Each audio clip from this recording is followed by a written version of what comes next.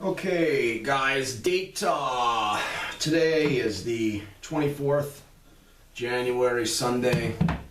Okay, you guys know Space Human Intel. As a side note, what I want to start out with today, though, is everybody's getting real anxious and looking forward to the reset, okay, which is a great thing. But what I've been instructed on, and don't take this the wrong way, so let me finish before you start freaking out, but the reset is just the beginning. The reset is just the beginning, okay? And this is how it differs. There's going to be a lot of work to do and a lot of things to do after the reset, but this is the key. Prior to the reset, a lot of the work that people have been engaged in, a lot of the careers that people are involved with are drudge, hard, difficult jobs, slavery work, okay? That's going to change after the reset. After the reset, there's going to be a lot of work to do, but it's going to be very fun and rewarding work, okay? So I want to pass that on to everyone because there seems to be a little, not deception, but a little misinterpretation with people on the internet, people talking about the reset. The reset's just the beginning.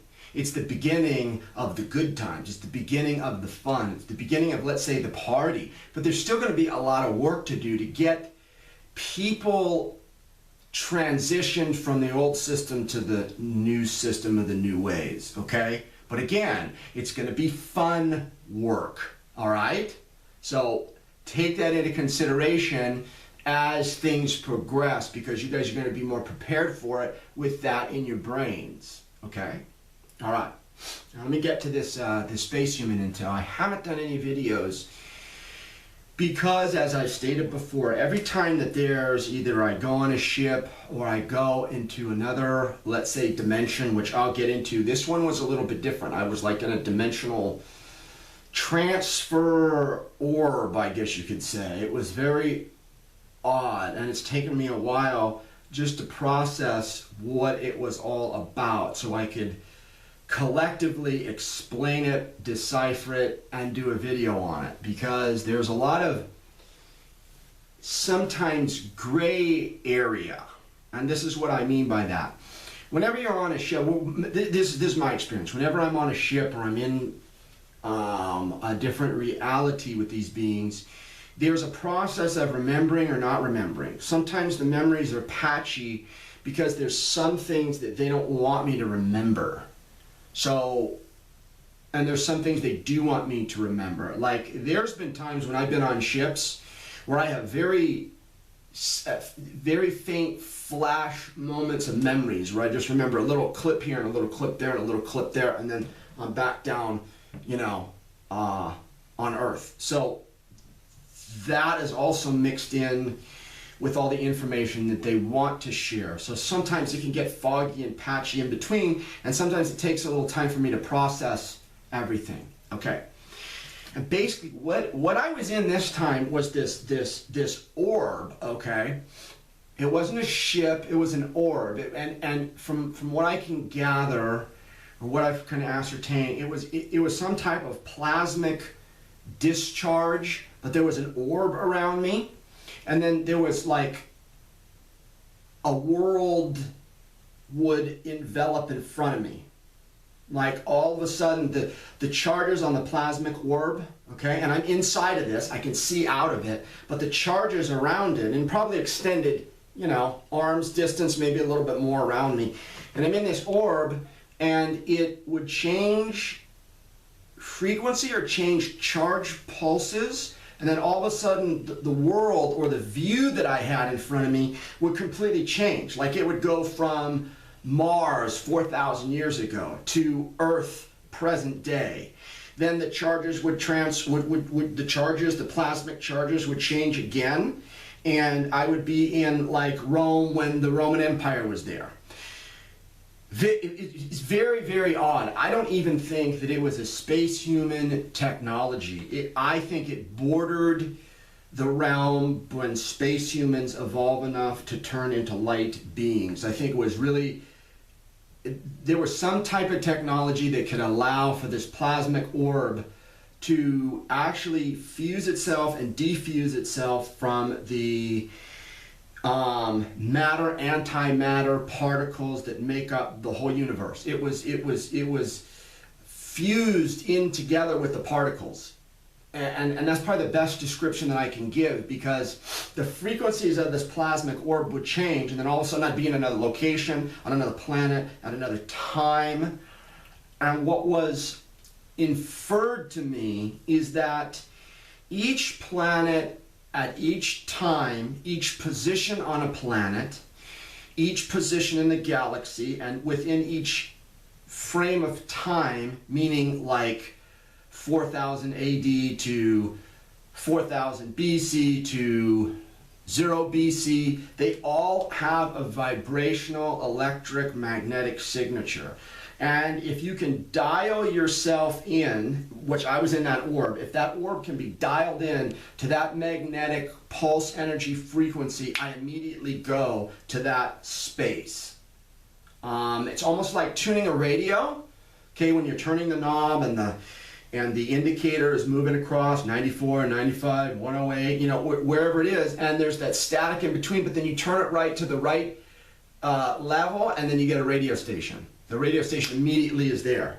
That's sort of what it was. Again, I don't even know if I'm describing it correctly. I don't even know if I'm getting what it does correct. But this is what I gathered, and this is what I feel happened. And this is what was impressed upon me in fragments.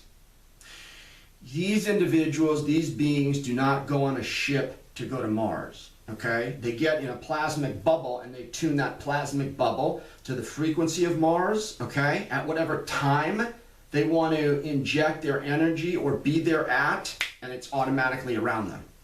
There's no space-time continuum distance to go. It just is there. It's bizarre.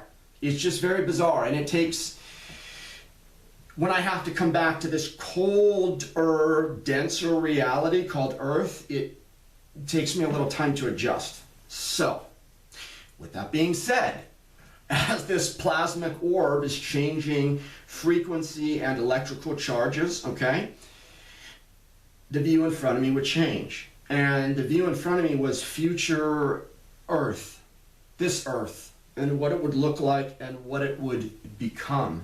I don't know if it's 10 years in the future, 20 years in the future, 100 years in the future. I don't know, because the orb would change and I would get another glimpse, view. I would be at the Earth in that time. But I do have a sense that a lot of us are going to experience this within our lifetimes, okay?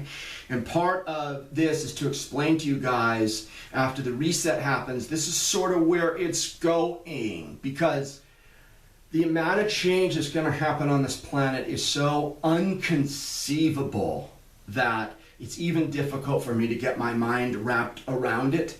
Everything that there is on this planet right now, except maybe a handful of examples, is polluted, dinosaur, archaic, evil, malignant, and the worst of the worst. It's literally, when I say, and I've said on Disinfowars quite a few times, you know, the world is a cesspool. That's a compliment.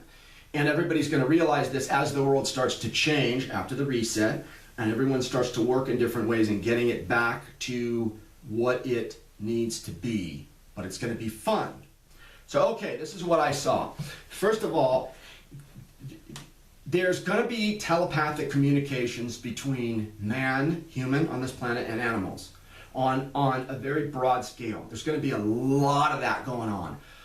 There are a few individuals that can do that now, but it's going to become almost like where people are like, oh yeah, I just talked to that, the horse that I went horseback riding on. Oh yeah, I just had a conversation with my dog. I mean, I'm not talking about having a verbal intellectual conversation. I mean sharing ideas versus telepathy. or telepathy transiting those ideas. Okay. Also, the cities, New York City, Los Angeles, Miami, Vegas, Chicago, Detroit, well, Detroit it's already happening in, are going to be like broken apart, like, and what I saw was cities just being dispersed. Like if you go to Detroit right now, there's huge swatches of Detroit that are just vacant lots, okay? This is like in the middle of the city. And there's grass and greens and shrubbery and all this stuff growing in it. That's what the cities are going to look like. I mean, obviously, there's not going to be a lot of bombed out, chunked out buildings like Detroit is right now. There are going to be buildings that are there, but it's going to be sparser buildings with a lot of trees and a lot of green around the buildings and in between the buildings. It's not going to be these concrete jungles. Concrete is very disruptive. Too much concrete, too much steel is very disruptive to the human vibratory energies. That's why people are very rude in the cities, more so than in the country, because their aura is getting affected. Cities are built not for jobs. Cities are built to be tombs, vibrational tombs. So there's going to be broken and relieved with plant-giving energies to buffer out the concrete. Okay. Also, there's going to be like some very, very strange advances in medicine, very different medicine. Surgery is almost going to be a thing of the past. We're going to have not preventative maintenance, but we're just going to have diets that are medicine oriented, so nobody gets sick in the first place. Nobody has ailments in the first place. That's how it's all going to change. Like you're going to go into a doctor, let's say, and they're going to use these very odd tools that are going to be able to read like your aura and just read your vital signs, but very differently than they read them now. And your diet will change, and that will be your prescription. But you won't necessarily be sick. That's just what you do to stay away from getting sick, and that's what medicine becomes. And that one's probably quite a bit away, but that's at least a glimpse of what where it's going to go. Also, the food is going to change dramatically. I mean, there's like dinner tables that I saw, and people were eating, and they weren't even eating. It was like, what is this? It's like the food became supercharged. I don't know what they did to it. Like a bowl of artichokes, okay, would be glowing purple because you could actually see the vibration of the artichoke. It was so healthy. I don't know what they did to it. I don't know if they put it through like a quartz energy mineral bath and supercharged it before it was served. I don't know if it was grown with amethysts around it. I don't know. I just know that the food literally was glowing purple. So something's going to change in the vibratory spectrum of the food, and that's also another type of medicine that's going to be used. Yeah, okay. Another thing that's happening, or is going to happen, is the planet, the Earth itself makes noises. Like the Earth makes these frequency, high-pitched, out of the human auditory scale spectrum, and people are going to get tuned in to start to hear those sounds and noises. That's how animals know to run away when there's an earthquake. Okay, it's because they can hear not the earthquake, they can hear the earth talk and say earthquake, but it communicates through like a humming sound.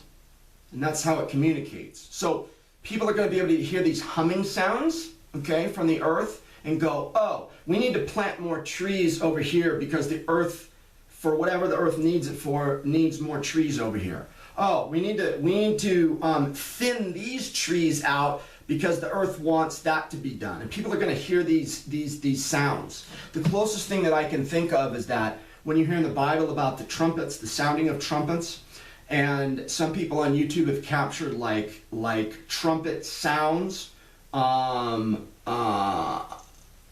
video. That's the closest I can get to it. But these sounds are not going to be heard by everyone. They're out of the auditory range, and only certain people are going to hear them. But as time progresses, more and more and more, and the masses are going to hear them. But it's not just a sound; it's a communication. Like, people are going to hear the sound and go, "Oh, the Earth is saying this. The Earth is saying that." Like, we're communicating with the Earth directly. It's going to be very, very cool. And for those who can get a grip on it to begin with, you'll probably be the first people that can start to hear these sounds. And I hope I'm making sense. But again, this is very advanced stuff. It's very, I've had to put this all into words, so just bear with me here. Okay, and then this is actually probably pretty easy to understand, but a lot of people are going to be able to see spirits, like light beings, okay? Not ghosts. A ghost and a spirit are two different things. Ghosts are lost. Ghosts want to haunt. Ghosts want to interfere, inflict with human beings. Spirits want to congrue with humanity.